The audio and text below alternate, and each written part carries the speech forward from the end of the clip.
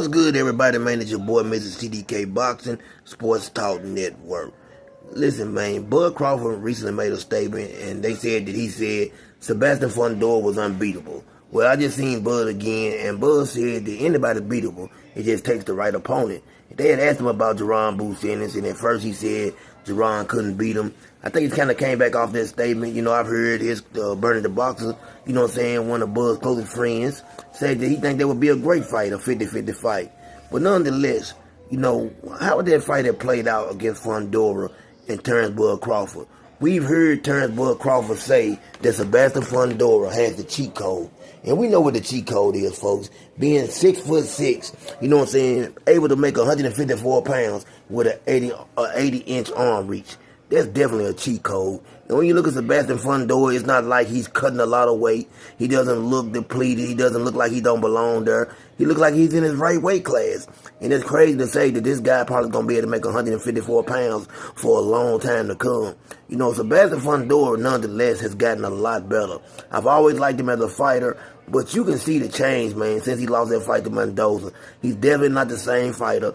Fundora has learned to stay behind his jab. You can see, man, he's always been able to fight on the inside, but he just looks different. And this Sebastian Fundora right here is going to be a hard out for anybody. You know, I think, man, it's going to take a special type of talent to beat him. It's going to take somebody that's able to move, that's able to get on the inside, that's able to hurt him to get him out of there. We've seen Keith Thurman in there, and Keith Thurman, man, gave it his all. He just fell short. He just didn't have what it takes, man. He just was in the, you know, it was a bad matchup style for Keith Thurman to say, you know what I'm saying? I hate to say it, and I like Keith Thurman as a fighter. He's also, to me, a first ballot Hall of Famer. But Keith Thurman, that fight right there, he took it because he had heart, man. So what do y'all think about Terrence Bud Crawford and Sebastian Fundora?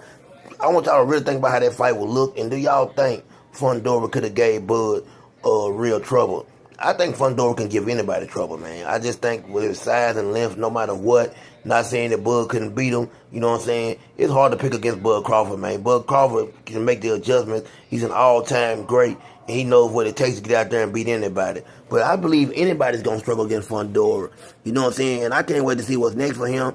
I can't wait to see what Boots does with Xander.